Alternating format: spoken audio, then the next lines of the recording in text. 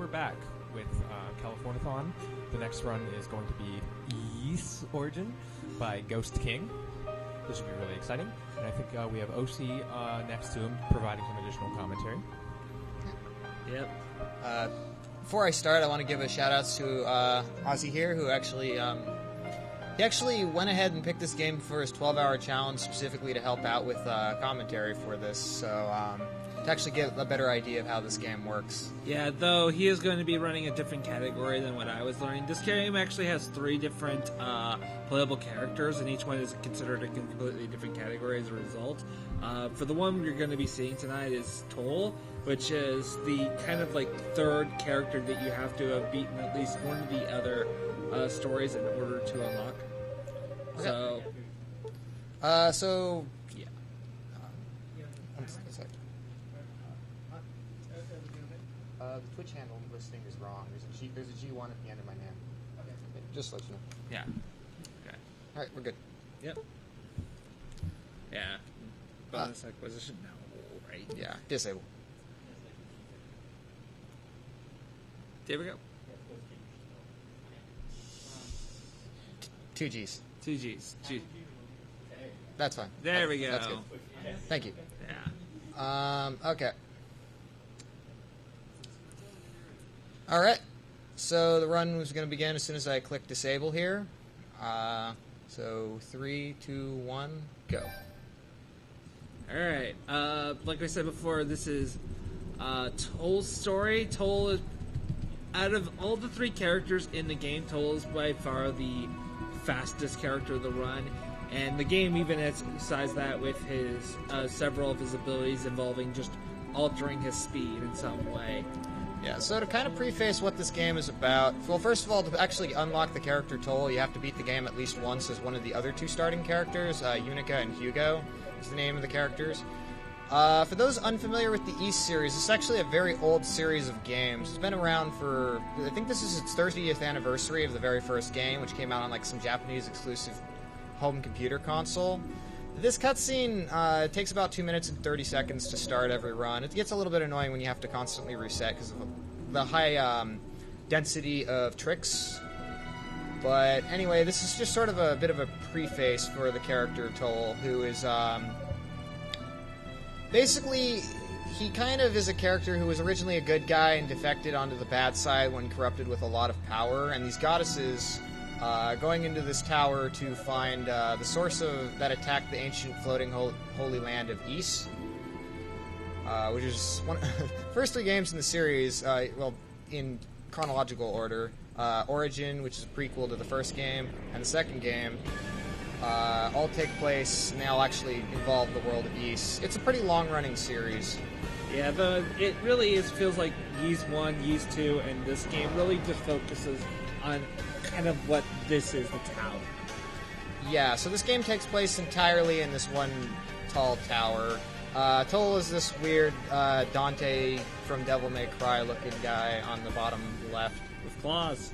With claws. So basically the goddesses found his sword and ventured into the tower to try and figure out what was going on. And with them they brought the Black Pearl, the dark MacGuffin of, like... Darkness. Insane magical power. So in this fight here, it's basically a little tutorial for how a combat works. You have a basic attack combo, a jump attack, which is broken, a lunge, which is super broken, and a downward thrust, which we don't actually use very much for the run. Yeah.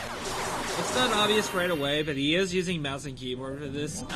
Typically, this is the kind of game that's perfectly fine to use a controller for, but there's a couple of really interesting things you can do in this game that you can only do effectively with a mouse and keyboard. So what I'm doing here is I'm sort of clipping out of the boundaries of this screen, and it sets up this rather humorous-looking glitch where Toll's position on the Y coordinate is set higher than it's normally supposed to be. This saves a very small amount of time, but it's free to try for. It makes this cutscene look humorous because the sorceress that Toll is allied with, Zava, has to cross into the center and hand me something from across the room. And also, she's looking at him, which I thought was an interesting choice. She wasn't just looking where his position is supposed to be, but rather where his model is.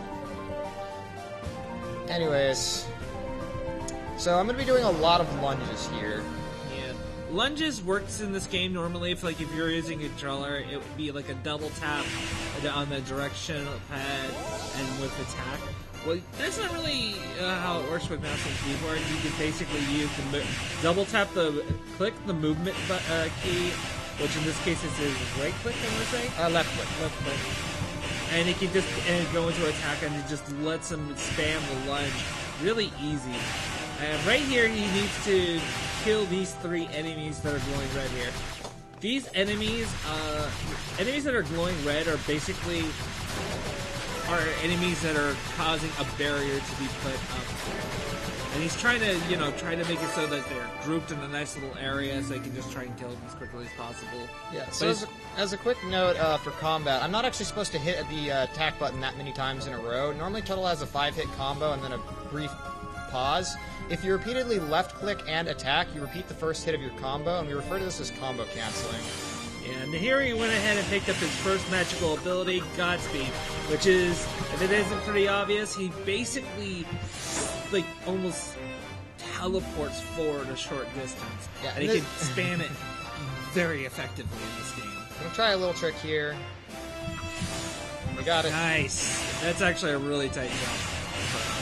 Yeah, so one of the things about this game, and was a much bigger part of the run before, is if you run alongside a wall on the right side of your character's model, he runs or jumps faster or higher, and runs faster, jumps higher, falls faster. It's kind of... And this is true for every character. For whatever reason in this game's programming, it's the right side of a wall with your character facing forward. This is a it's trick. weird. Yeah, so this is a trick we refer to as God lunging, which is my main form of movement. Yeah. I do a lunge, which is double click and then attack, and then immediately press magic, and it cancels the little delay at the end of my lunge and gets a little bit of distance with Godspeed. So it's a pretty nice movement ability, and I messed that up. Yeah, he could attempt to do a tight jump, so he didn't have to go activate that switch there. But honestly, it's really, really never worked it. There's a jump there that's right here. I don't want to do it in a marathon setting because I can just waste a lot of time for a very small amount of time save. About 5 seconds. Yeah, for the most part, if you ever played this game casually before you have it, every character pretty much goes through the exact same tower sequence of events and rooms to a certain degree. So real quick, what I just did there is, well, I have to kind of explain Godspeed in a way that might cause you to reevaluate your opinions on what even is a door or a key. Because so Godspeed has a few frames in which you have basically no collision detection, and for whatever reason this allows us to clip through the poorly programmed seams of most doors and gates in this game. So we never actually have to get any keys to open any doors. Yeah, but one thing we are going to give here, this is a Roo. Throughout the game, you're going to find chests that contain rotifruits, which is the Roo's favorite food. And in this case, if you give it to this Roo, he actually gives you your first weapon upgrade, and that makes his claws level 2. Weapon upgrades in this run is pretty significant damage boost, so it's almost always worth going all the way for the necessary 30 ore in order to upgrade. There's also going to be a couple of places throughout the run where we're going to pick up more rotifruit to give to Roos just to make progression as normal, but luckily there's a few we don't have to do. Yeah, so I'm actually able to skip the first boss of this game because I don't actually need to get any key to get in here. So many of the angles are very specific. Say hello to the worst enemy in the game. Oh boy, bats. These guys are completely luck-based. Their movement pattern is fairly random. Whether or not I get defense reductions with the lunges, because that can also lower enemy defense, but only certain enemies, not big bosses. For whatever reason, too, the jump attack that you can do with Joel is, really powerful. Yeah, so I want to kind of herd these guys alongside the right side, so I can just... not cooperating. I'm also missing my jump, and getting wall runs on the jump.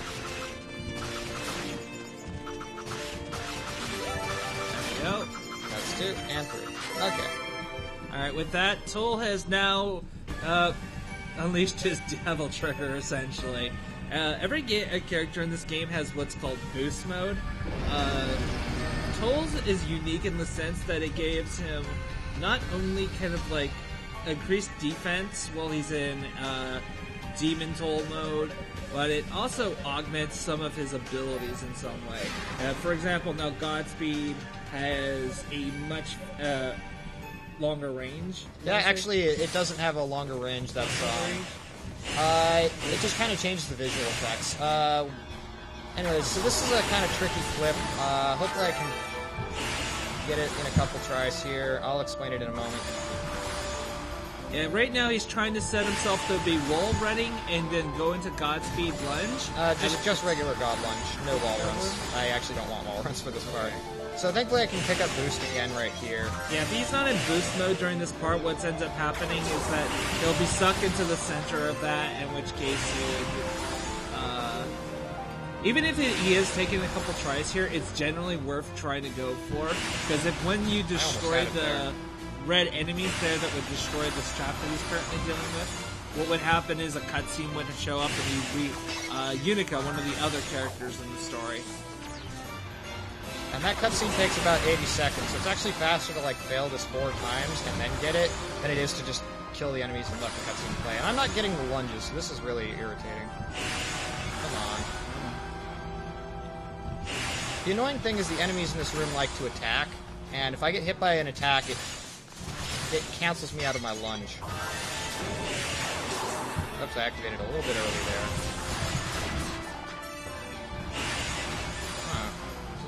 Weird. There you go. Yeah, that's one of the more tricky barriers to get through because you have such a tight limit. There's definitely some skips later on that are way more punishing. Here is just going to go ahead and kill these enemies. Most these games, the level up system in this game is actually really, really important. You'd be surprised just what a few levels can do to your damage output. Luckily, we've routed this game out to where we know what kind of what levels we want to be based on our max HP. Yeah, there are no random stat gains in this game, so basically, hold on, I have to do another clip here because there's so many clips in the early game. This is very tricky intensive in the first 20 minutes, and it mellows out from there. So, right away I'm going to do a clip that I can pretty much only do with God Lunge as far as I know, and that's a clip under the seam or around the seam of this pink barrier. These have different properties from normal walls, but I can able to get through here, and then with the few precise God speeds, I can just clip through the boss door. Yeah, that because of that, he saved some time just not having to kill those enemies that would lower the barrier, and even then, there was another room he would have to have gone into to get the key to open up the door in the first place. And here's our first real major boss fight for Toll's story. This is one of the 6 demon bosses of the tower. Yeah. Yeah. So my main thing I want to do here is attack him a bunch and then finish the animation with Godspeed so that I stay as close to his face as possible, and the Godspeed does a little bit of additional damage. The problem is this boss is extremely frustratingly programmed. His arms tend to attract my attacks, and yeah, they just are not fun to work with. Yeah, now he's starting to spawn these little maggot-like enemies that are drawing green sludge across the ground. This green sludge is really annoying because it basically makes ice physics take over and you just lose full sense of traction and control. It's pretty frustrating. It's annoying because when he sucks up the bugs again, if he finishes and starts to eat them, he regains health, and it takes more than 4 cycles to kill this guy. I accidentally pressed Godspeed there. My bad. Oops. Okay. Looks like he's still getting it. They call him a beast. I think of him more as a crustacean. Thankfully, I was able to kill a few of the bugs in the process. I always thought it was like that one boss from Final Fantasy X. You know the one I'm thinking about? I've not played Final Fantasy X. I've only seen the ha ha ha ha ha scene. And a few other things. Hey, what can I say? Anyways, that's pretty prime first boss material. Later on, the boss fights are going to get way more difficult and way more incredibly punishing for missing a cycle. Yeah, the thing though with this game is, so we run this game on the easy difficulty, which is actually the second easiest difficulty. Now, if you know anything about Nihon Falcom, the developer, or Ys games in general, they're generally harder than the average game. So easy difficulty is more like a kind of a normal difficulty, but that's if you do it as intended. Yeah. Because we're doing this on the easy difficulty, it's routed in such a way that we have to do as little as possible to beat the game. And there are still plenty of hard things in this game. Points where I can still die, and points where execution is super important. Like, right from the get-go, there is an equipment system in this game. The claws are upgraded by grabbing ore, but there is 2 sets of armor. There's chest pieces and leg pieces that increases your defense. We're really pretty much not going to get any. There's only going to be 2, the black chest, I believe. There's 2 in a normal any percent run. I'm gonna grab a third one for marathon safety because the next boss of this game is just butts.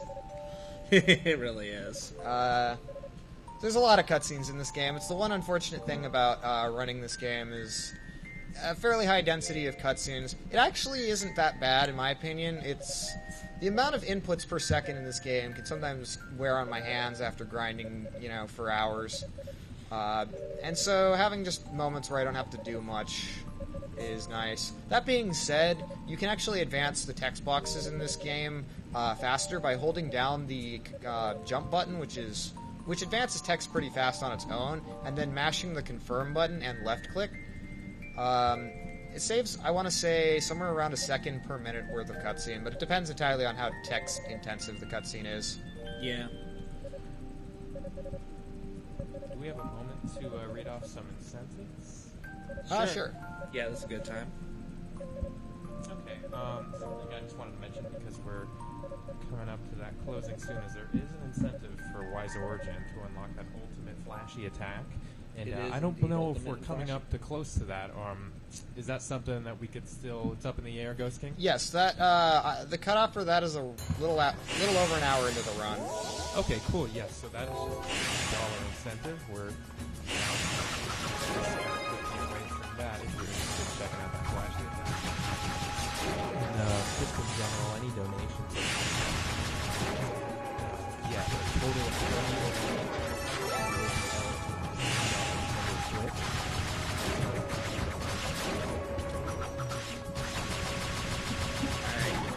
This is gonna get some dash boots.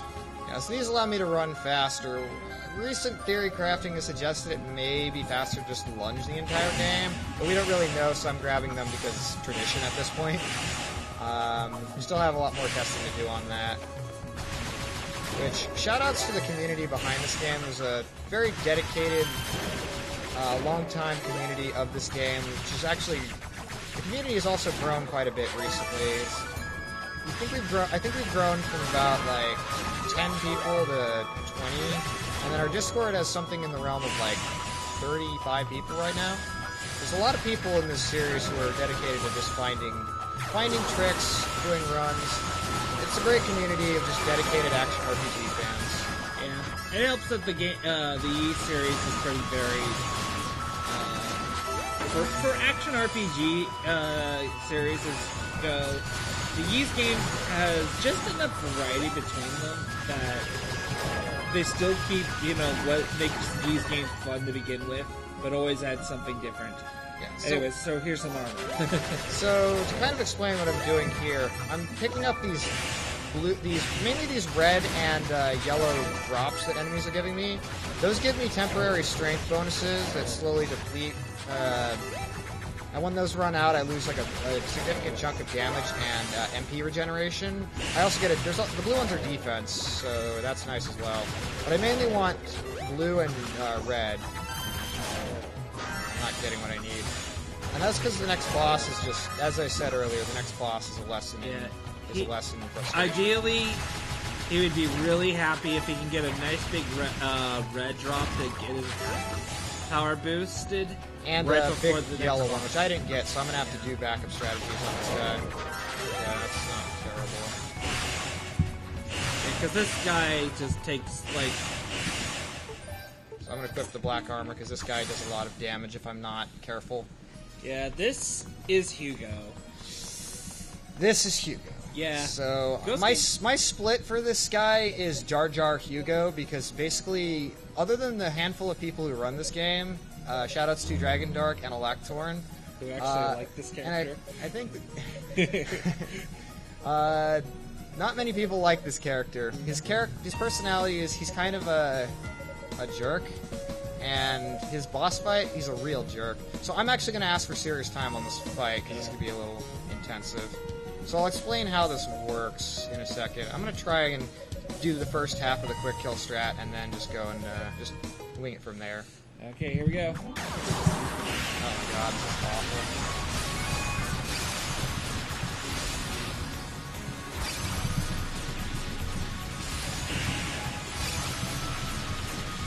Oh gosh, I'm not getting the right attack at all. There we go. Quick note, when Toll's in burst, it's actually faster to chain the third hit of his combo rather than the first, which is what I'm doing here. Now he's going to fire a laser, I get a few hits off, and I can just brute force him from here. That's the power of the black armor. Ordinarily he does like 3 more damage per hit. Yeah, careful there. But yeah, if it isn't obvious, it's really annoying how Hugo is basically just this bullet hell type boss, especially coming off of Fury. Yeah, normally on like harder difficulties, enemies have much more varied attack patterns. They're kind of simplistic on the easier difficulties, but nonetheless, because of how under-equipped we are, it can be rather tricky. What I was trying to do at the start of the fight was immediately do a downward lunge with the arrow keys, which works differently than with Godspeed, but I don't know where my cursor is, so I can't really work with that. Lower his defense, and then just do a bunch of attacks with my regular combo, and then use Godspeed again to kind of get a sort of pseudo-infinite hit combo and kill him before he gets a laser off. Yeah, it's really important that you be as aggressive as possible against Hugo as well, because his main other mechanic is he has this shield that he constantly puts up, and you need to break it every time you actually want to deal some damage to him. So basically, a lot of what Hugo or Toll is doing is he's running into a lot of characters. Some of them have bigger roles in certain stories than others. This guy here is Kishgal. He's a little bit more of a Unica, yeah. He's more important to other characters' stories, but he is a boss fight later on in Toll's story, because, spoiler alert, Toll's not actually that bad of a guy. He acts like... He's a bad guy, but he's not a bad guy. Anyways, one nice thing as well about Toll, as opposed to every other character in the game, whenever a character clicks Clary Art, they normally have to go back to the first floor, talk to what's-his-face, and he basically does this little chant, and then your weapon's upgraded. You still do it in those runs because you'd have to be really dumb to not upgrade your weapons in a run, but it's really nice that Toll basically can do it himself. There we go. Anyways, one of the things he just picked up too is the Water Dragon Scales. These are going to allow Toll to, I effectively call it, drown slower. That's pretty accurate. You can breathe underwater for longer. So I just picked up another emerald. That's actually my first one. I don't grab the first one on this character. So, for whatever reason, they decided that this isn't a permanently accessible thing. You have to manually select it in your inventory.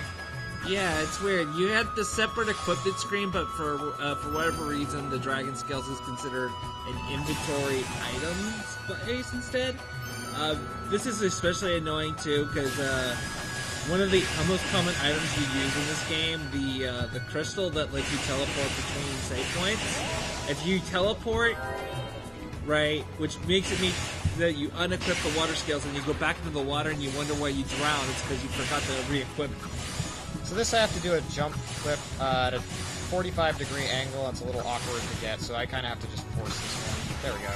It's way better than trying to fight those stupid things. Yeah, it has no mouse setup.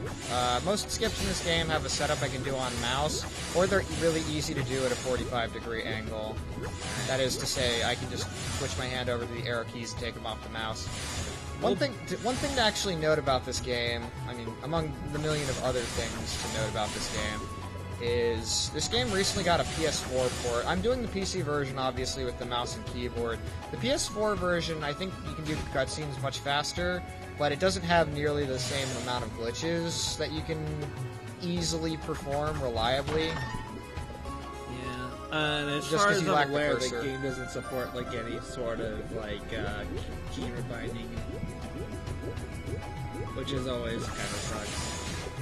But and it's weird too, isn't it? It just was randomly out of the blue. There's like, yeah, so it's been on Steam for quite a while now, and now it's on PS4.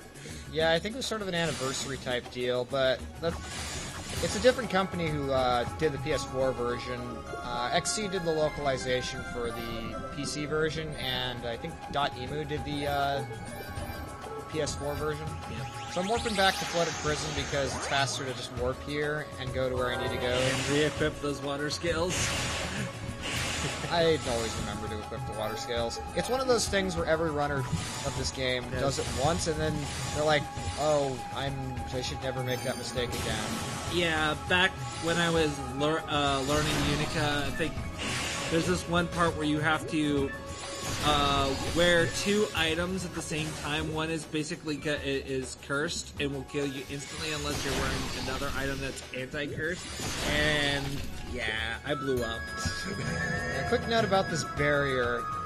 There is a clip for it that's not RTA viable. It involves going to the top of the room and just...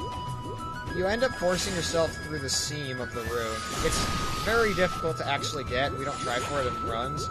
But once we found that, we've basically found that no gate in this game is unclippable. It's just one of the few that we actually do in an RTA run. One nice thing he's picked up too is he's got the Thunderclaw spell. The Thunderclaw is actually pretty nice coming up against the next boss. Yeah. And I can't imagine you being able to do it without it. It's annoying, that's for sure. So I have to feed the Rue here with the Rotafruit that I picked up underwater, and that gets me the Topaz. Another strange property to note with this game, because this game is just full of strange things and questionable programming decisions. I say that even though I love this game to death.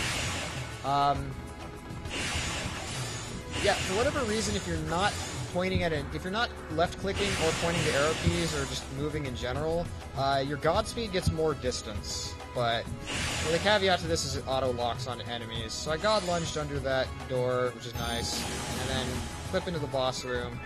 Standard fare at this point. Alright, this is an incredibly notorious boss for the speedrun to actually do what we call the one cycle, so I would not blame Ghost King here if he focused hard on this fight. Yeah. Ideally, on this difficulty, I can do enough damage to him at this low of a level. I messed up. It's not good. Okay. I was able to get a couple hits in the tail, which is really the main part I want to get. So we want to get him before he starts spinning and just wheeling himself around the room. So we really want to get this first spike because that changes his pattern significantly. Want to hit the first 4 spikes, and then when he curls over like this, God, this is going terribly. I have to kill all 12 spikes on his back. I think it's 16 actually, but I was actually able to. Smooth. Got the Yes, good. That's really good. If he didn't manage to kill that one spike before he crawled up, the boss would have just started spinning like a wheel and it's bad. It's about a 40-second difference, and moreover, it increases your risk of dying significantly on that fight. And on top of that, all the wounds that you caused in the section of the wheel would spew out these like pulsating purple egg things that blow up after a while. And those make it really difficult to actually deal damage to the boss, because they have like this sort of cone. Yeah, this cone shape of just knocks you back if you try and enter it. Yeah, at that point, it's almost worth trying again. Yeah, so I haven't really seen a whole lot of the goddesses yet in the run, mostly in flashbacks. There's 2 of them, Rhea and Fina. Fina is the one that has, she has longer hair, and then Rhea's the one that has, like, the bangs on her hair. That's usually the way you can tell them apart. I think Fina has slightly darker hair, but Toll and Rhea have They had a thing. a fling, I guess you could say. A star-crossed lovers relationship is what I refer to it as. So they have a lot of history, and now that he's a bad guy, it's kind of iffy. Alright, shout out to the music in this place.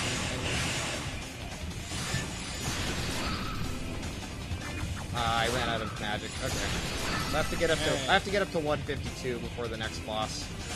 Just because I do more damage to him. Yeah, and when he says by 152, he means his max health. That's how we can tell what level we are. Because your levels, in order to actually see them, you have to go into the pause menu. But that's obviously slow, so we just memorize how much our max HP is, and that's how we know what level we are. Yeah, it's... Like I said, there's no random stat ups in this game. Yeah, one nice thing is we're at the point where these enemies are just getting a decent amount of experience points, and we're just kind of killing them along the way. Yeah. Say, we're right already there. He's at 152, so... this area is really actually kind of some really tight jumps, and if you fall down, you easily waste like 10 seconds. Yeah, we'll have to do more platforming in a second. So I'm going to do a little weird of a trick. You might wonder what I'm doing here, and I'll explain it in just a second. Once I've done it. Yeah. I'll explain the effects of it as soon as I get to the next boss, because it looks really bizarre, but it's kind of explain what's going on in this cutscene. So we finally found one of the goddesses. This is Fina. She doesn't have the Black Pearl with her, which is actually what we came to the tower for in the first place. That being said, Toll's a bad guy, so he wants to make the most out of this, and kind of implies that he's either going to extort or force information out of her, or use her as a hostage. And the sorceress we met at the beginning of the game, one of the big baddie villain groups, which they call the Darklings in this game. Now we kind of have her cornered. I don't know why she doesn't teleport. I mean, they say they're goddesses, but I think the lore of the series is they're actually just, like, extremely powerful beings. Yeah. Imperfect. But anyways, this priest comes here to try and save the day for her. But, yeah, so I entered this fight in a particular way that I have no collision in this fight. Yeah, he literally doesn't have a hitbox anymore. He Yeah. can't take damage. But my attacks do, thankfully. So long as I don't use Godspeed again. I got an extra dive there. That's actually really nice, because if it isn't really obvious, Xion here has a lot of really nasty attacks. So the fact that we don't have to worry about taking damage at all during this entire fight is really nice. Unfortunately, the trick to get rid of your hitbox isn't a lasting one. Yeah, it only works for the boss fight. Yeah. You'll also notice I kind of hang around away from him, because he kind of does this stupid thing where he just bounces around, and I have to wait until he doesn't attack before I can slide into him and start attacking. Come on. I believe in you. There you go. Yeah, otherwise he's just, like, plays, cat and mouse with you, basically. I didn't get any of that.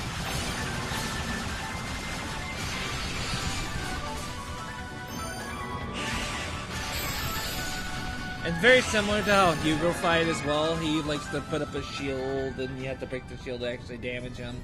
But there you go. It's just a very annoying fight, but at least it's an annoying fight. If you don't have this trick, it's actually a fairly difficult fight.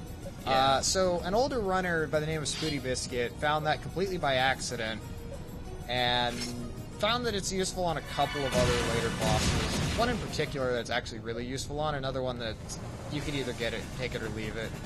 So the big damn heroes are here to save the day before we murder this priest. So now that we're kind of outnumbered, it's like, well, let's go back to our base. Peace.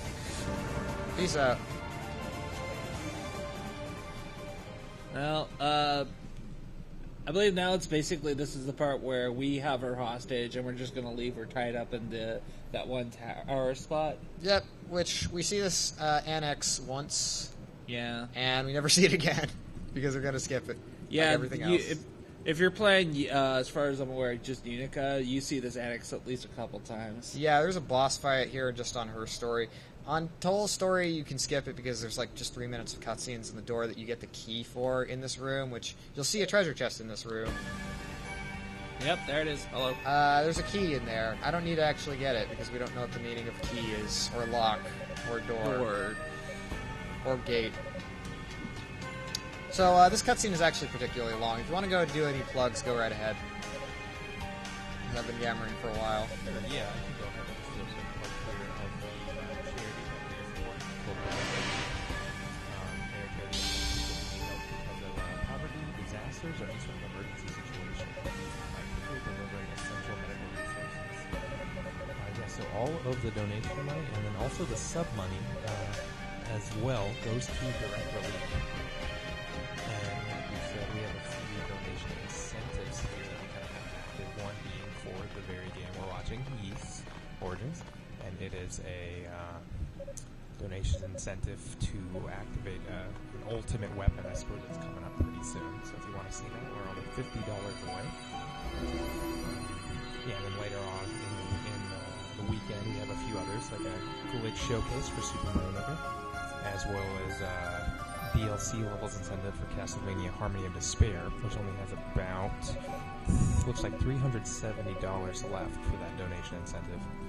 So yeah, feel free and donate some money.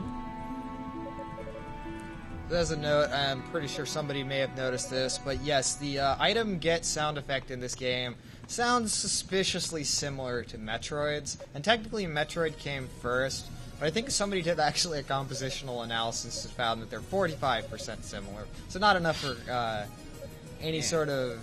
Either way, they're both used very iconic for the series. Yeah. Almost every Ys game has that little jingle.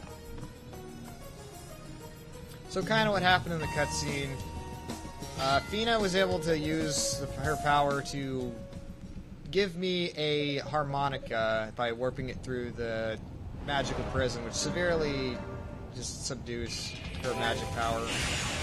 Yeah, but... And going from there, Kishkal noticed that Toll is kind of having some self-doubt. He's just like, I just want to fight a tough guy.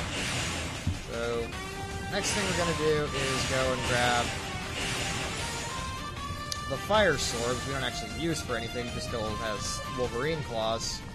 But sealed with the sword actually belonged to his mentor, a character by the name of Saltova, who's the father of another playable character in this game named Unica. We were supposed to see her in a cutscene earlier in the game, but we skipped it because, God lunging is broken. Everything in this game is so broken. A fellow community member by the name of Fel Visage basically referred to this game as... I'm paraphrasing it, but it's kind of like... He paraphrased it as like the Donkey Kong 64 of action RPGs. Because walls and collision are just suggestions. Yeah. Even in other characters like, say, Unica, there's actually going to be... Eventually, we're going to get to a door that's pretty infamous in Unica's run. I hate that door. So sealed within the sword is his mentor's soul. Until it's just like, I'm not worthy, come back. And he just says, it's like, I can't guide you, but I think that you know what the right path to take is. Alright, so let's get back to gameplay, because this is a cutscene overloaded segment. Yeah, really. Which is why I'm actually a really big fan of the Toll EX any percent, which you don't need to grab Inferno, which is the only reason we're actually doing any of this. Yeah, we need Inferno just to light these torches. And really, these two torches are the only spots in the entire run where I absolutely need Inferno. I never really used Inferno that much, to be honest. It's actually really powerful when you get the charged version of it, which I will get here in just a moment.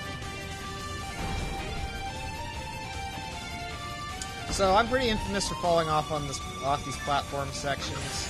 So I'm going to try and not do that. Okay, we got it. Yeah. Yay. Okay, I'm not done. I'm not out of the woods just yet. Yeah, again, the movement in this game is actually pretty tight, and if you don't do it right, you fall down. And you have to wait for these time platforms to raise and lower. Alright. Some more tricky areas. These saws are also a common thing that every runner in this game seems to die to once, and then they're like, oh, I'm not making that mistake again. Kind of a recurring joke of the amount of things that can end up just killing you if you're not paying attention. Well, they do a surprisingly amount of good damage to you. Yep. It's usually with most things I've noticed is people just get frustrated because of the knockback, and they'll be like, oh, just really good, right? And then they let themselves get overconfident. Next thing you know, they're dead. You can restore your health in this game by standing still, but That's slow. That's very slow. Yeah.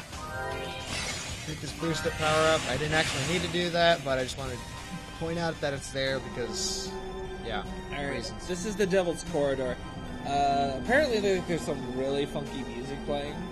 Yeah, there's a demonic pipe organ that's playing through one of the pillars on the outside that kind of leads into this room and plays a sound so horrible it sucks the life out of you. Yep, and Unica, like an idiot, finally went in. Mm-hmm. Good job. So he gives her the sword back because he's not worthy. There are two ways of... Actually, every character has their own unique way through the corridor here. Unica, I believe, plays the harmonica. Yeah, she learns the melody from the root. Yeah, Hugo just finds the pipe organ that's making the noise and breaks it, and then Toll just brute forces it through. So ordinarily I would use boost in here because that keeps me from taking damage, but I want to talk to this root here. As a little Easter egg, if you've turned into Demon Toll, or if you turn boosted Demon Toll and talk to this root, you can actually understand what it says. It's a reference to East 2 where you could become a demon and speak to demons. Which roots are technically demons in this game. Yeah. Alright. He So- does have to kill some enemies here. I think you actually have to. For these. I don't actually have to kill them, but I do so because they're in the way. There you go. So shoutouts to Telly Yanis, a Finnish runner who found the clip setup for that and a ton of other tricks. He found about 3 minutes worth of time saves, or at least contributed to in by proxy in finding just how broken God Lunge is. Yeah. Also shoutouts to Alactorn for finding out that barrier was actually clippable. If you get it wrong, you will just end up clipping through the floor, and I let go of that too soon. Hold on. Yeah, the main use that he really wants to make with the flame is the fact that it kind of gives him some slight hovering capabilities. Yeah, so I do a little hover skip there. Didn't save any time because I missed it the first try, but it didn't cost me any time to go for it again and get it on the second try. I'm going to do a little bit of grinding. This is probably the most intensive, just outright grinding session. Most of the rest of the ones in this game are... I think every character in the run has actually used this particular area to grind. Yeah, I'm doing these guys first because I want to hit my EX. I want to get my EX meter, which lets me do boost. So this is what a good grind looks like. I hope. Preferably, I'm able to kill these guys in just one single charge Thunderclaw in boost mode because it has a bigger radius in boost mode, and I didn't get all of them. Yeah, this But particular got them. room right here is so convenient because if you haven't noticed just how the enemies all just kind of try to surround you instantly, like getting them all in a nice convenient kill range. It also helps that you have an EXP multiplier. If you're constantly in combat, your EXP you get 1% more per hit. Meaning, and I also just skip through there. That's the door I was talking about, by the way. Yeah, that door is like a nightmare to skip on Unica. But anyways, so I can get up to 199% EXP, or basically double my EXP, so long as I'm constantly in combat. Doesn't work for big bosses like this, though. This is the demo boss of the game, and kind of I consider him the benchmark. Alright. This boss is broken up into I'm a gonna try for this. phase where you have to destroy. Two of his arms are kind of like leave him armless for a little bit, and then he comes down smashing his head, and that's when you're actually going to do some actual damage to him. So I'm going to try for the 3 cycle here, just because, why not?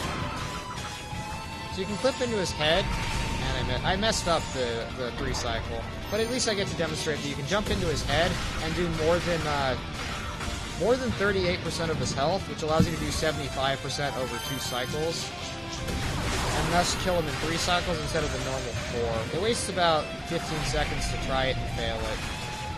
Yeah, it's But actually it's kinda incredibly cool. important that this boss fight go well, because this boss has some extremely long. Yeah, so if I mess up on any of these cycles, that just wastes a bunch of time. So thankfully Jump Claw is broken, as always. I also need to be careful I don't end up getting launched upward by his bite attack, which is always really annoying. Ah, I missed it. That might come back to bite you. So he'll do this attack, which takes up a little bit of time, costs about 10 seconds. Alright, so we should be able to finish him off. Hate that he does this. Just launches me upward. Oh my gosh, okay, there we go. 44, 20, that's like decent on the old route. Alright, so be it.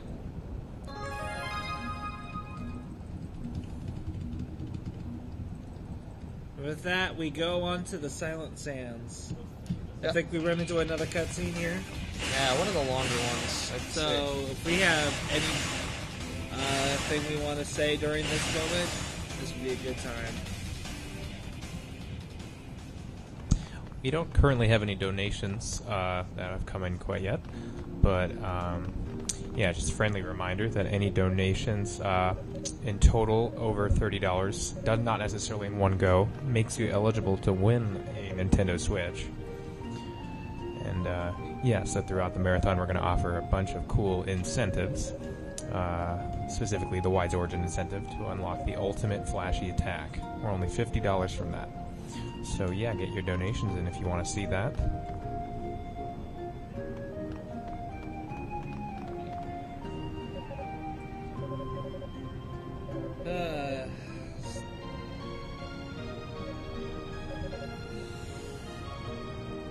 Yeah, so what just kind of is happening in this cutscene is Unica comes to thank us and says, "Hey, you're not such a bad guy." And Toll just says, "Wait, I am a bad guy." And yeah, I don't know. The story of this game, it's really not a bad story. It's generally Ys games are fairly passable. It's fairly simple. Yeah. But one thing that the series is pretty good at is setting up lore. There's all kinds of things that little throwbacks and callbacks between the different games in the series. This particular song here, for instance, is actually the title theme of Ys 1 and I think 2. I want to say yeah. It is for 1, I know for sure.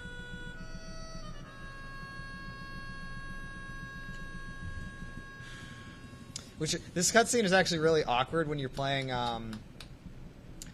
sometimes what I would do is I would just play with random Falcom music, because the company that makes this game also has its own dedicated sound team, and just, yeah, really great soundtracks.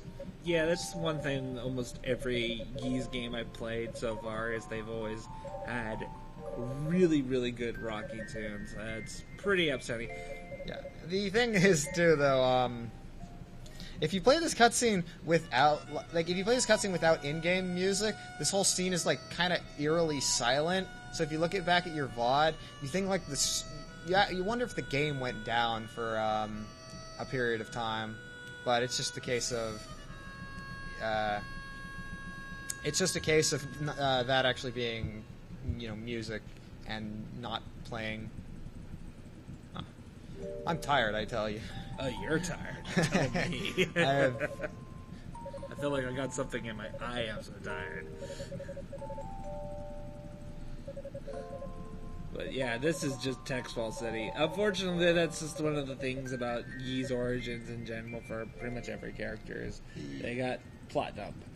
Yeah, it's worse on Toll, because Toll is actually the canon ending of this game, and he still manages to be over half an hour faster than anyone else. That is true. kind of give an idea of how far this game has come, in the last year and I'll say the last year basically. What am I doing? This game has come down by about 13 minutes on this category from just new glitches and better optimization. So this trick is actually pretty much pixel perfect. Darn. Nope.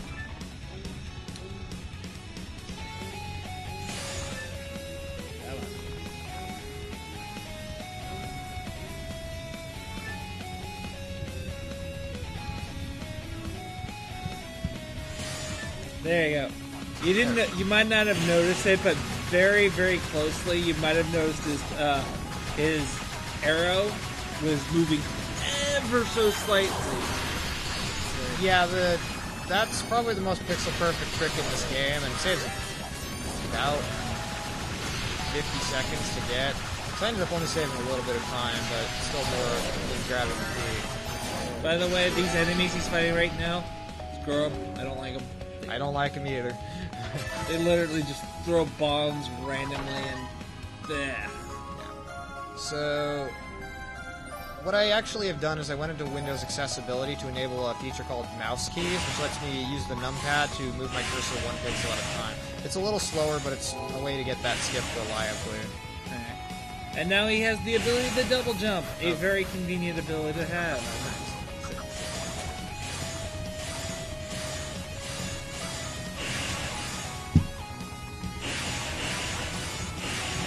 I would say you guys should be ready for the next boss coming up here, but yeah, we'll see about that. Yeah.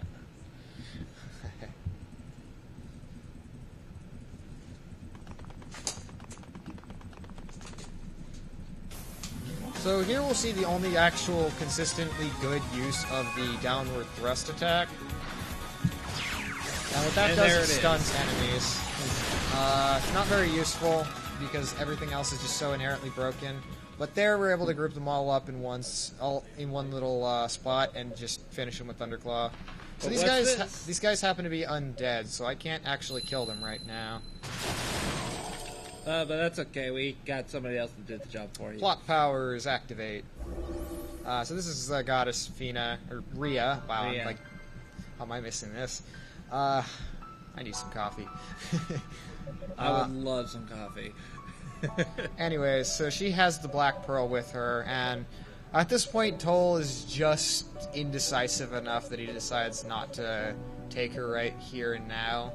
Because that is his mission, to take the goddesses and get the Black Pearl for Dallas, his master, who gave him this demonic power. Because as you've seen in the cutscenes beforehand, he used to look a lot more like Hugo and have blonde hair, and he actually used to wield a sword, which is what you saw at the very beginning of the game. Twins, for all we know.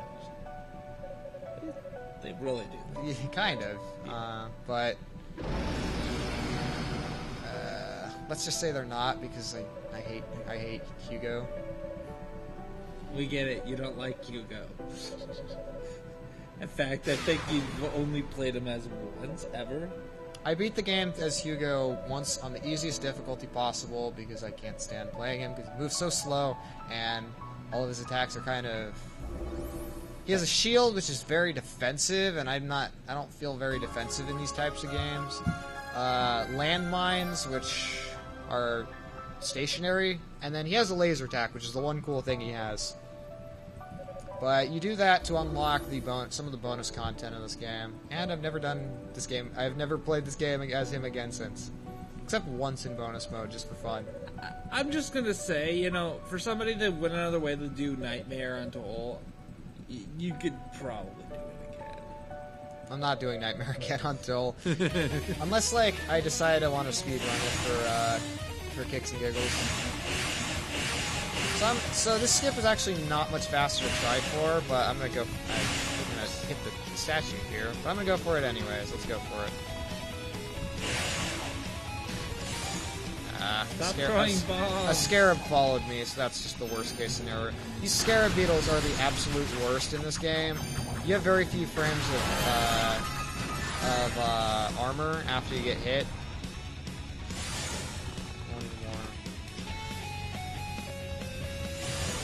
There we go.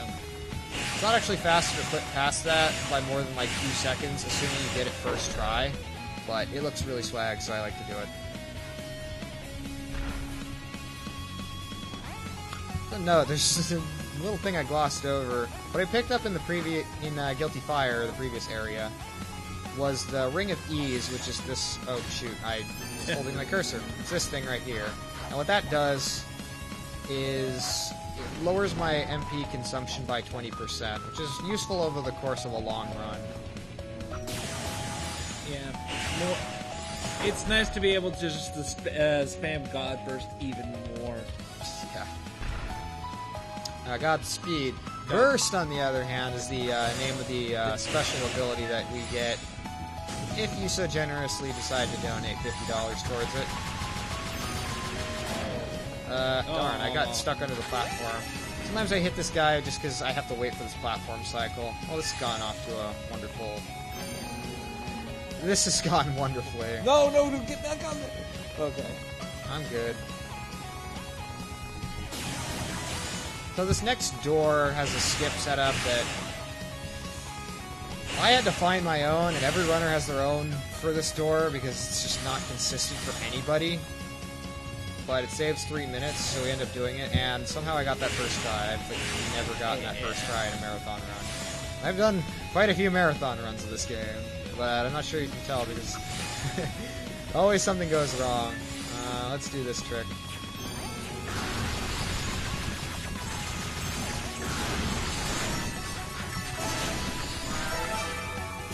These mosquitoes are really annoying.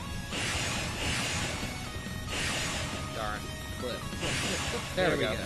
So, corners in this game are not very well programmed either. They're, okay, I say not very well programmed. This is a pretty well programmed game. It's just very easy to abuse some of the shortcuts that you almost feel like the developers took at least a few shortcuts on certain things. Which, if you know where to look, they're pretty easy to exploit. Yeah, if it's not obvious already, this shiny, glossy floor he's currently going on is very slick. It's basically ice cream. Hey, Ghost King? We have some questions in the chat regarding how much longer we have for that donation incentive. It should be, well, since this is going a little slowly, we have about, I want to say 15 more minutes for that. You heard it, folks. 15 more minutes. We're only $50 away from meeting that donation incentive. So badly abused here. Alright, here we go. This is the next boss coming up right here. It's going to be a really great boss. I am looking forward to seeing you destroy this boss. Good joke. As long as you can get through the door. You can get through this door. No door has stopped you before, Toll. Blanking on the setup here. Oh god. Oh, what the? That was weird. Let's see. It's like right here, and then right in here. Darn. There's like a bunch of different ways to get through this door, and that one works. Okay. And that's the boss. Goodbye. Yeah, so they did not set the boss triggers in this game very high, and it works to our advantage because that boss fight is tedious, and since I'm under-equipped, actually difficult in my current state. Thankfully, yeah, they set the trigger really low, and so using exploits with wall runs, I can jump over the trigger and then just use Inferno to sustain my height so I can pass right over it. Yeah. There's one other boss that involves doing a very similar trick, but it is much more difficult to pull off, and I'm really hoping that you can actually get it off, because I don't think you've actually gotten in a marathon setting before. No, I've done 1, 2... I think this is like my 5th marathon run of this game. Yeah. In the last year and a half, but I have never gotten this trick once in any of them. It's a little disappointing. I found this skip, and it kind of stinks that it's a thing, because the next boss is actually really cool. It's also another boss where it's like everybody has their own version of how they like to approach doing it too. Yeah, well, not just runners. Each character can actually skip this. On Hugo, I believe it's the hardest, and most important too, because he has the most time to save from it. This is Blighted Blood. I would argue that this is actually the hardest area in the game because there's just so many things that can kill you. Especially because in the first half you're very under-equipped. This is the point of the game where we decide, okay, enough is enough, let's actually get some armor. So I can actually clip past these gate fences here, but it's not as precise as any of the other skips, so it ends up just wasting more time to try for, unless I get it, like, in the first couple of tries. So if you haven't noticed, Charged Thunderclaw pulls enemies in. It has a nice little benefit of, per one tick of damage it deals, I heal 1 health. So it has sort of vampiric power. Actually, I wasn't aware of that fact. Corners of these stairs can just get me stuck. It's really annoying. Usually I'm not paying too close attention to health and health is actually an important factor, because the lower your health, the faster your boost meter regenerates. But obviously you don't want to play too dangerously. So this is entirely for swag jump that saves like 5 seconds. And I got it first try. Messing it up once breaks even, and after that you're just losing time. Alright, you're 227. Yeah, it should be about right. Anywhere between 221 and 227 for right now. This area gives really good EXP, so this is the most intensive combat against regular enemies we do for a while. So this door is also the easiest to clip through in the entire game. I have only once ever taken more than one try to clip through it, and it was the attempt of shame.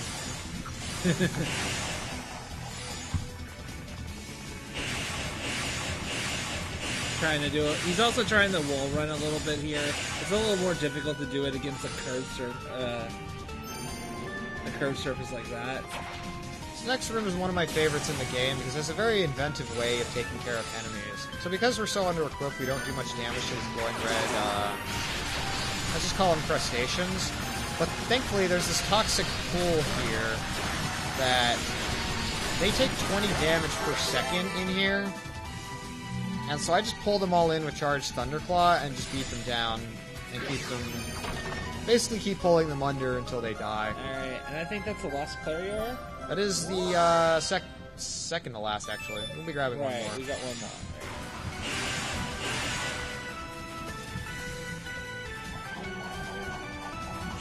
Yeah, like I said, it's totally worth going out of the way to upgrade your weapons. Oh, that door is such a nightmare. I was just about to say, like, until I found a God Lunge, how effective it was on that door was like a crapshoot to try and get through.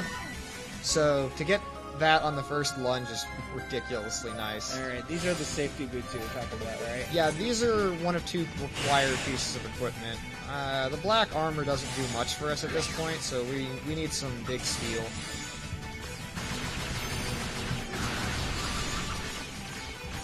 Yes, these guys are doing 35 damage a hit to me. They would be doing somewhere around 60. Crud. I missed that guy, but it's okay. I just wanted to get a few more ticks before I get my next boost, which we pretty much route out when we want to have our boost meter full in this game. Do you mind if I read off a quick donation? Or sure. This part's just grinding, so... We have a $50 donation from Kludge that says, "Yo, I think we should go get that flashy thing." Awesome. So it looks like we have met that donation incentive. Thank you so much. Great, thank you so much, Yeah, Kludge. that's cool. We'll be showing off that flashy attack that you are.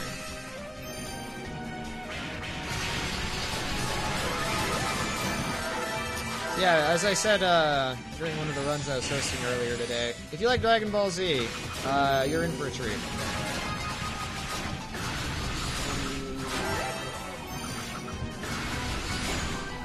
These guys actually give some of the best EXP in the game, so if I grind them for 2 at a time or more, it just helps tremendously. And full boost. It helps that they're keeping you boosted up with red. Yeah, and green, and yellow ones too. So I want to get myself up to just one more guy here. That should be enough. And I don't want to use my boost just yet, because I can miss the next boss skip, and I don't have a save. And I'd rather only load a safety save if I absolutely have to. Yeah. So, like I said, we'll do the fight if I miss this fight, or if I miss this boss skip, I'll just do the fight normally. It's faster to do so than to keep trying the skip anyway. I admit, back when I was learning Unica, when I pulled off this skip for the first time ever, it was the greatest feeling in the world. That didn't work. That, clearly not getting enough momentum here. Darn. Hold on.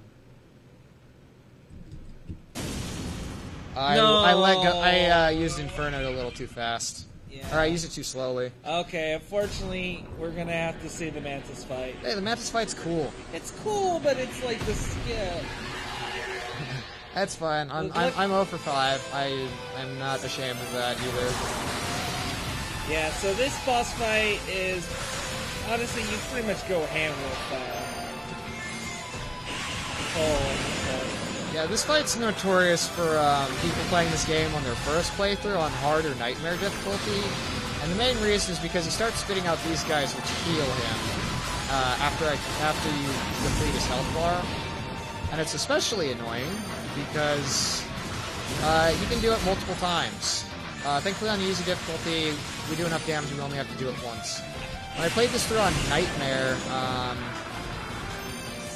I ended up taking like 3 tries. I remember three cycles before shouting in rage when I saw him heal himself in my first casual playthrough. I was so pissed. So real quick, I want to make sure I set my position near the exit here, so that way I'm closer to where I need to go. You can tell which room is the entrance and which one's the exit because the exit has this big gaping hallway and the entrance has a doorway. Whatever the heck a door is. I believe it's a thing on hinges. Like a piece of wood on a hinge that's the door. It sounds more like some quantum physics. I don't know. Oh, look, it's MacGuffin. Oh, and hello, lady. To be fair, the goddesses are kind of adorable. Especially if you look at the official artwork. Especially in the older games, which had these really chibi-looking sprites. Or cutesy, small sprites. This game has some of those. It still looks like some of the older Ys games, but it's more like I think the sprites are actually pseudo 3D models. Yeah. I'm more familiar with, like, the first Ys game I ever played was Ys 3 on the Super Nintendo. And that's my standard. You'd be better than that game. Yeah, so Ys 3 is kind of notorious for, you can die in like the tutorial on Nightmare. Oh, and by the way, we were keeping the goddess busy unintentionally because at this point Toll's like, I want to offer you my hand so we can leave this place. And yeah, Dallas tempted our stupid little brother Hugo. And now Hugo just is a mindless psychopathic wizard who can only scream "Oarg" and shoot me with his stupid eye lasers.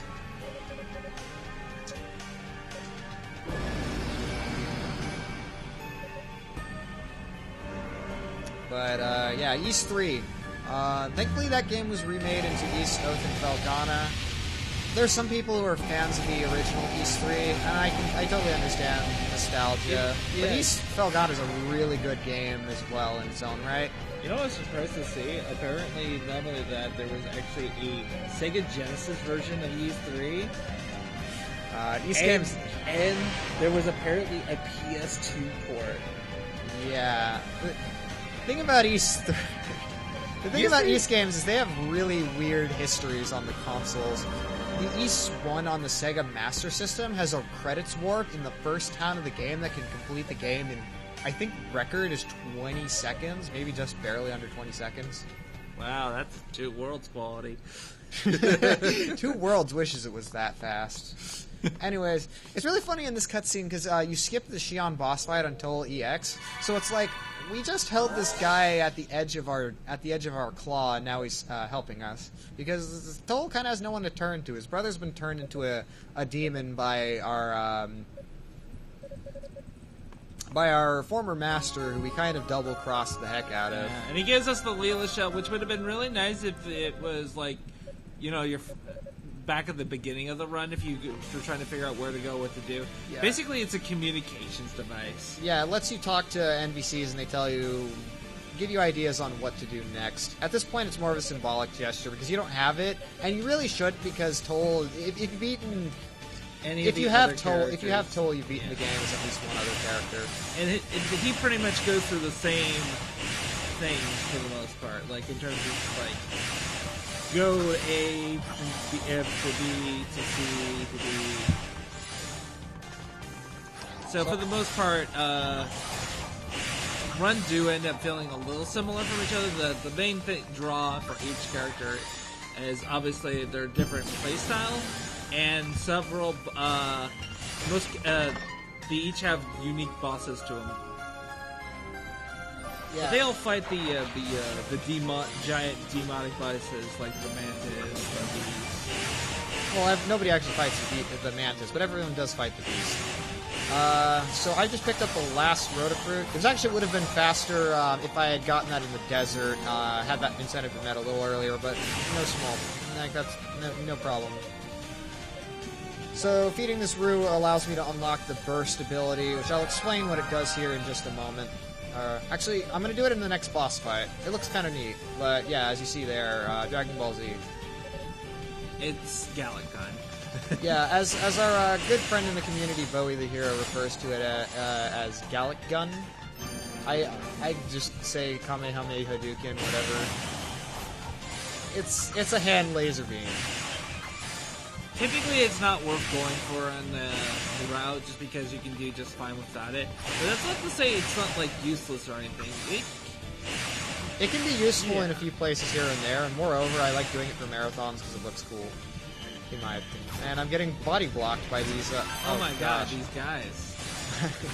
Well, at least it segues into this next part, which is don't forget the Brave Armor. Please don't forget the Brave Armor. I forget the Brave Armor Don't forget the multiple Brave Armor. times, and it kills runs. So, yet another trick that I helped find a setup for. Yeah, if these guys knock into me, they can give me a confusion, which reverses my control scheme. Hey, first try. Yeah, but the Brave Armor is the best armor in the games, and it's along the way on the path that we have to go through anyway, so it's like, why not get the best armor? So that staircase was actually a clip. You're not supposed to be able to reach that staircase normally, but you can actually clip through it with Inferno. Anyways, here's Kishgal. He actually was the murderer of Toll's mentor, Saltova, so he wants a sort of rematch because he felt he wasn't able to get a satisfying fight out of Saltova, who had been fighting demons up until that point. So, boss fight time.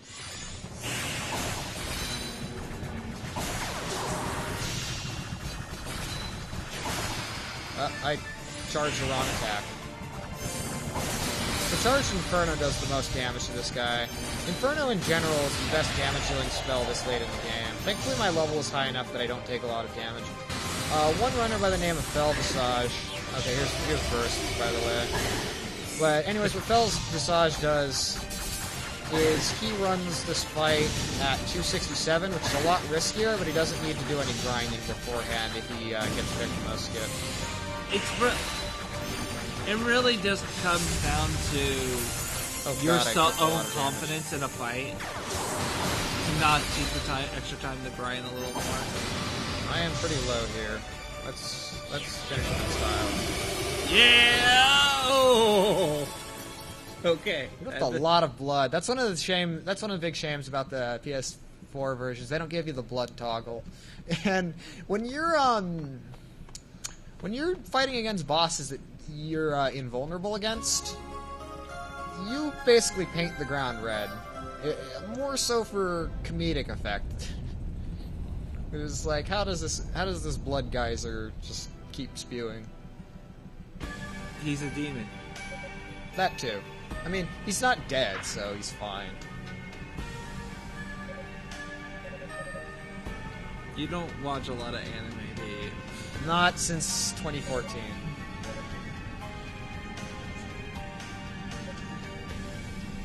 The Toll just like refuses to turn into his demon form to give Kishgal a match.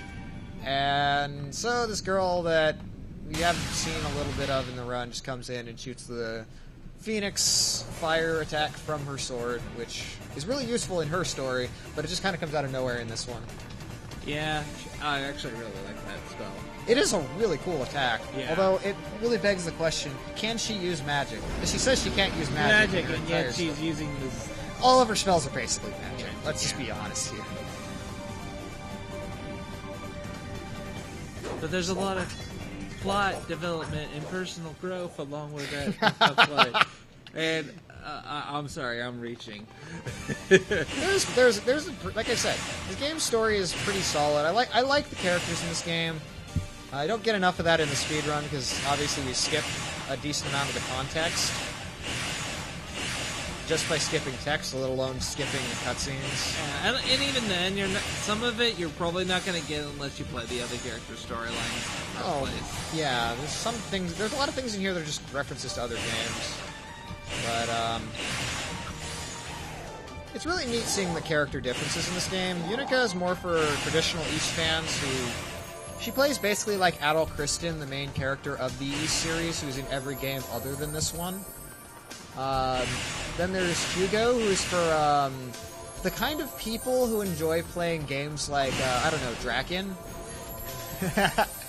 That's a very specific kind of person. I know. So shout-outs to Dragon Dark. He's the first person who, like, in a very long time in the West, did runs with Hugo. Yeah, and I find it hilarious, too, because when I talk to people in the youth community, they're like, oh yeah, and you really need to do, like, Hugo with mouse and keyboard because it's, like, basic, that helps with aiming, and then, no, Darch is like, I'm going to do it with controller. Here we go. Anyways, I'm going to do the boss invulnerable... I'm going to try for the boss invulnerable glitch here. It actually doesn't matter that much, but it's nice. part of what I like doing in marathon showings with this game is show just how broken it can be if you know what you're doing. Yeah, so, there's a couple of runners of Hugo. Hugo actually was, I think, one of the main characters run on the Japanese community. Unica and Hugo. Toll was very seldom ran. Toll is just, if you like, a really glitchy, manic run. But even if you tried to do this run mostly glitchless, it's still a pretty fun run, if a little bit more bloated with cutscenes. I think it just feels like that because the amount of action to cutscene ratio is just, a consequence of you going faster. Yeah, that too. I mean, these bosses are the kinds of things that were meant for you to try over and over because they're not meant to be beat first try. No, these are pretty brutal. Even in my first playthrough with Unica, this boss in particular, I barely managed to squeak a win. Yeah, these are two very angry floating heads. Yeah, these guys were probably, I would argue, the most annoying boss in each one. So again, I actually have collision in this fight. I failed the trick. Oh well, not like she does much damage. Alright, so the boss here is that woman we've been working with before. After you do a set amount of damage to her, she's going to go and hide in one of the heads here. In this case, she's going after the ice one. Yeah, this boss is really annoying on higher difficulties. Yeah. And really annoying in East 1 too, because you only have the bump attack in that game. Yeah, that is something that is notorious if you've never played Ys 1 or Ys 2 in the originals. They didn't have attack buttons or attack or just attack anything in the general sense. They had what was called the bump system, where you run into things, you like run bumper into cars. things and you did damage to it. Yeah, East 1 and 2 are affectionately referred to as bumper car simulators in the speedrunning community of this series. So I actually got a really good fight there. If you can knock her down right as she gets up every single time, you can prevent her from going back into the heads, and more importantly, you can prevent her from doing this one attack where she floats way high up, has a barrier so you can't hit her, and then shoots a sword through the center of the arena, and then it takes like 10 to 15 seconds. Just wasted time. And can do a lot of damage if you're not careful. The cavalry has arrived! Yep, the big damn heroes are here to save us again. So this guy is Galleon. He's actually supposed to be the first boss of this game, but... I'm just gonna spoil it for you right now. What you're seeing him do right now is basically his boss fight anyway. Hits a few times, can shoot like an earth tremor attack, and that's basically about it. Not a very hard boss, but we don't have to do him anyways if that's time consuming. Yeah. It's actually kind of funny how most of the first bosses can be just completely skipped in every category too. Yeah, Unica can do a careful jump. Hugo can't skip the first boss as far as I know, but I haven't really tried. I haven't tried. I wouldn't call it a careful jump. It's literally just wait for the screen transition to happen and hold and just mash. Got its epic music. There's like 3 versions of this song in this game, and I like all of them. These guys are going to try and pull me inward. I want to get past them as quickly as possible before they start doing that, because it's a pain in the butt to get out of that. And of course, I believe there's still those enemies here that can confuse you as well. Yeah, but nice thing is there's a few enemies here that drop this goo that lets me just slide across the floor. It is faster to do so we like to get that, but we call it the super slide. So, this I'm not sure what they were thinking, but you can cross this gap without having to hit a switch. And that's without using wall running either. Yeah. I think that was just a consequence of just Toll is literally just that fast, you know? So I want to hit boost here because the next boss fight I need it to kill it quickly. Another example of this one I'm not sure why, but you can just go through the wall there. And I semi-clipped past it without having to do the second clip. Nice. Alright. So, same as before, it's like right about here. I didn't get it, but I didn't enter the fight either. I just didn't get enough distance on it.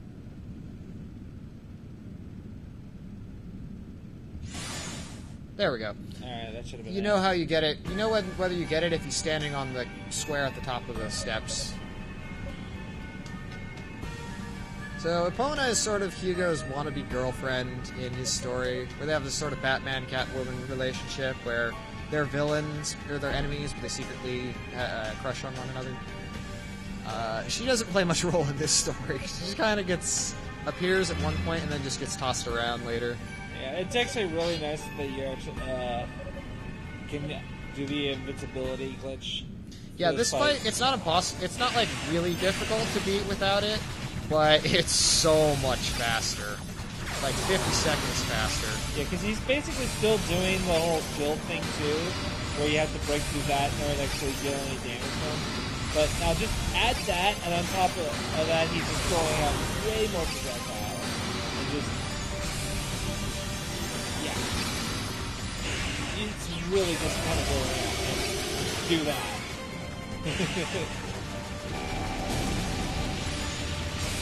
Darn, I was hoping I could get him before he shielded again. Oh well, good, decent enough fight.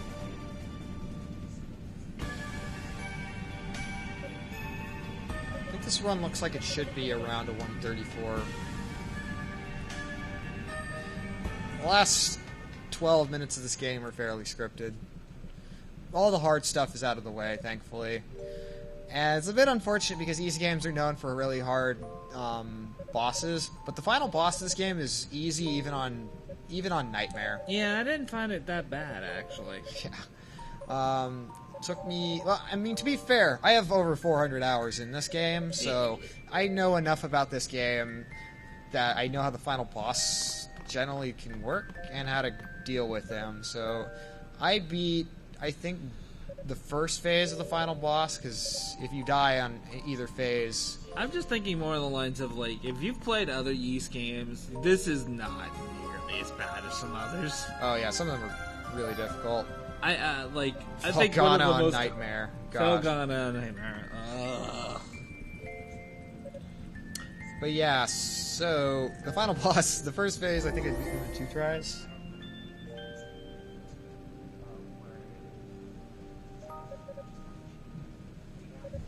And then, like, for, what's it called? The second phase took me, like, 8, I think. It wasn't too bad.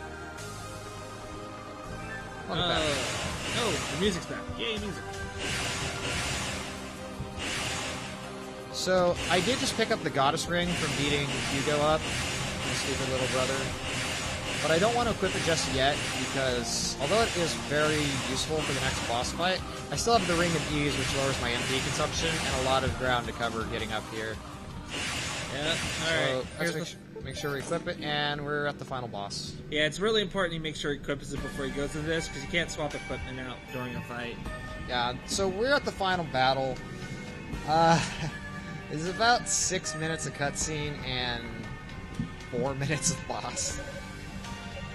It's a little iffy on the easy difficulty, which I did mention earlier on. We do run this on the second easiest difficulty, mainly because, well, let's go over the difficulties of this game.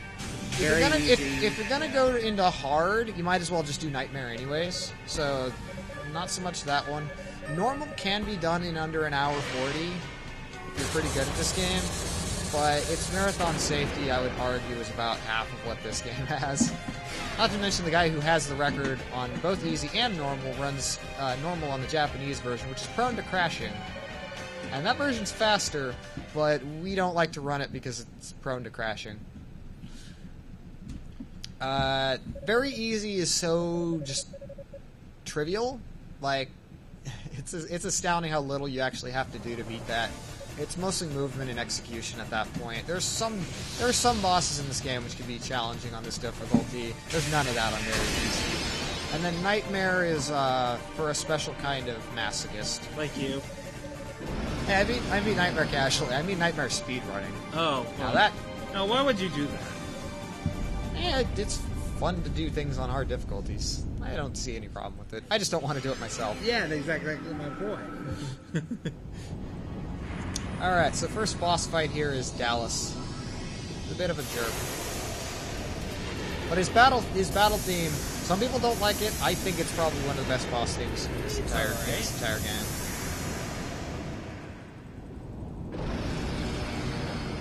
Very weird looking boss, though. This is actually a callback to,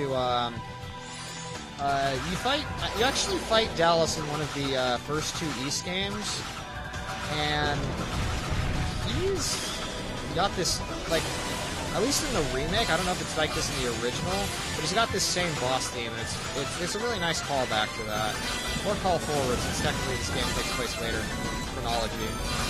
Yeah, I need to actually go back and finish each one. Again, the main problem is going back is getting used to the bump system. Bump system's not too bad. So this guy, I have to hit him with all three elements to break the shield.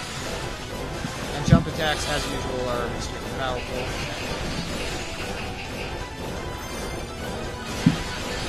Oh god, these guys are not dying. Yeah, now he's at the part of the fight where he actually needs to destroy these little... I call them satellites. You know what they look like to me? They actually look more like crawdads. Huh. That's a very weird comparison, I would say.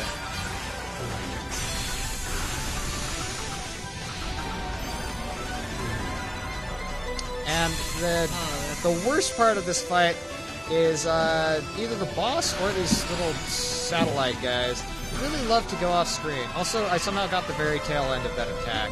So I have to sit through this 12-second long cutscene. That stinks.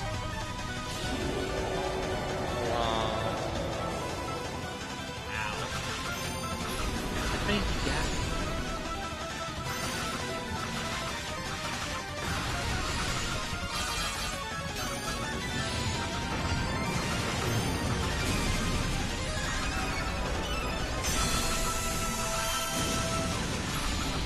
Why not? It's for the fans. Jump. The annoying thing of trying to attack that guy with jump is you'll run right underneath him and then it won't let you jump.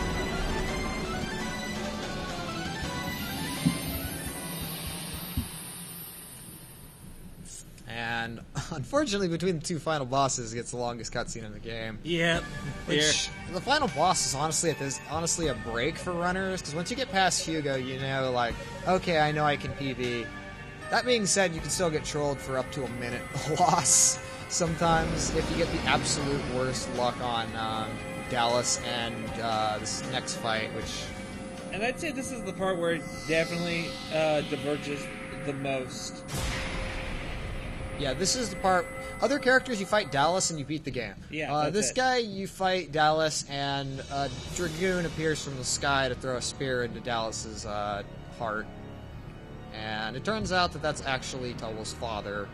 He actually does get mentioned a few times in the story of this game as sort of like one of the 6 sages of Ys, but he's actually corrupt. So a lot of dramatic stuff is about to happen, very slow, very kind of bloody scene where he removes the spear out of him.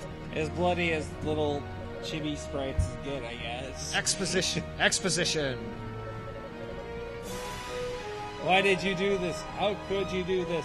Well, it was a Tuesday. I really didn't have anything better to do. So, Cain back to Toll's father actually says that the whole reason Toll lived at all was because he was trying to get Dallas and the Dark Powers to corrupt Toll, which obviously Toll is able to overcome and use his Dark Powers to his advantage the more the story goes on. And clearly if he could barely beat through Dallas's barrier, and these guys kind of also got the Black Pearl and is thus just able to outmatch him. Oh, powerful. Boom. Alright, so this cutscene takes a while. Feel free to make any plugs or anything. Sure, yeah. I can just go ahead and do another plug for the donation. We are supporting Direct Relief, which is a charity that helps people who need help because of poverty, disasters, or any sort of emergency situation, and quickly delivering essential medical resources. Direct Relief operates in the United States and over 70 countries. In case you didn't know, we do have a lot of incentives going on. I'll just do a quick plug for the next game's incentive for Silent Hill Homecoming. There is a costume choice. Looks like Boogeyman is leading by $30, so if you want to try getting one of those other ideas in there, we have Big Rig and Classic kind of tailing behind there. So the other goddess decides to join us now that... Oh, how convenient for you. Well, it did take a while for them to break down the barrier that looks identical to the one that's over Rhea. Oh, and she brought my sword. Convenient. Silver Sword is actually a reference to Ys 1, where you need the Silver Sword in order to defeat the final boss, even though it is only the second most powerful piece of equipment. This song plays in the intro anime cutscene, because there is anime in this game. But I've disabled FMV playback. Otherwise, you'd have an additional cutscene you have to sit through. We really don't. They're nice though. They fit the game for the standard playthrough. Also, the Silver Sword never actually does this in Ys 1, but it's super powerful for this final fight. Well, we got a quick minute here. I just want to give a couple of shout-outs.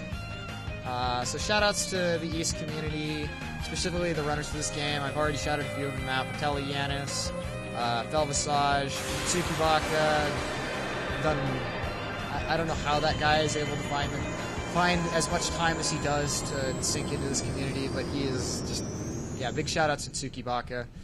A few other runners of this game.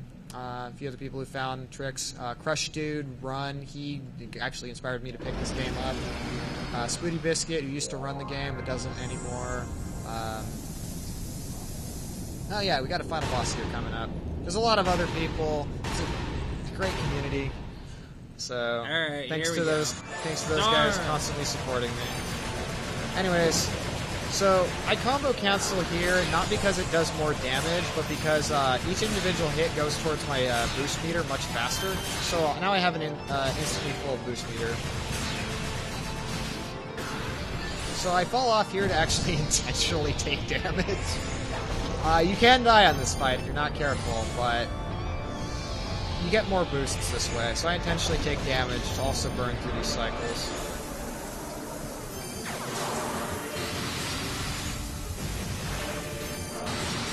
So he has 4 cycles and a desperation move. After the first cycle, every cycle is random, whether it goes into his left hand or his right hand or his center. Abdomen, body, whichever. I think I was a little late on that semi-dynamic. Just a very small amount of time. Why not?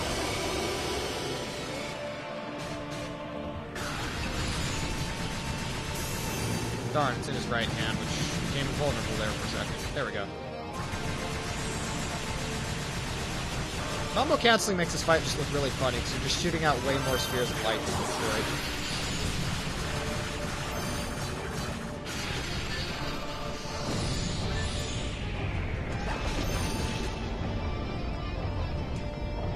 I'll just wait this one out.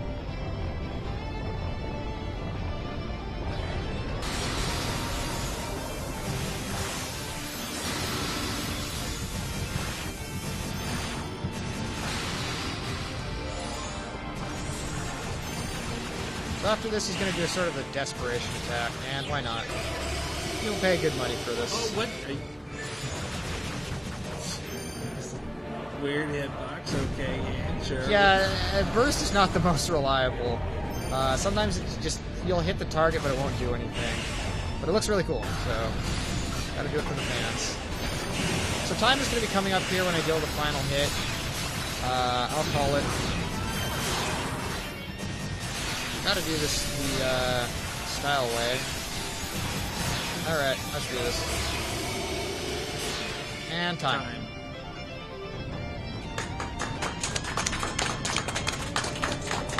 Alrighty, thank you very much. Give shout out to the Californiathon staff for taking this run. I always have a blast doing this run. 134.39. It's a pretty solid time. Anything under 135 I'm happy with. There are so many places to make little errors in this game. My PB is a 128.55, world record's a 124.20, and 124.43 I believe. And the guy who runs... That guy is in another league with how good he is in this game. So, that's a Japanese runner by the name of Lhosvie, Lhosdie. Really good runner of this game. Anyway, so we get this sort of ending cinematic here. We vanquished our father, we sealed away in the Black Pearl, but it took all of our energy, and the goddess make the sacrifice, turning themselves into stone, and we were powerless to stop them. But it holds the Black Pearl off for 500 years. So Yep. Yeah, this ending scene is like 6 minutes long. It's pretty nice, but I would recommend, yeah, I would play this game. It's a fun game. It goes on sale a lot on Steam. So I'm gonna cut it here. Thank you very much for watching. Enjoy the rest of Californiathon. Yep. Thank you very much, Ghost King G1, for that amazing Wise Origin run. So coming up next is Silent Hill Homecoming.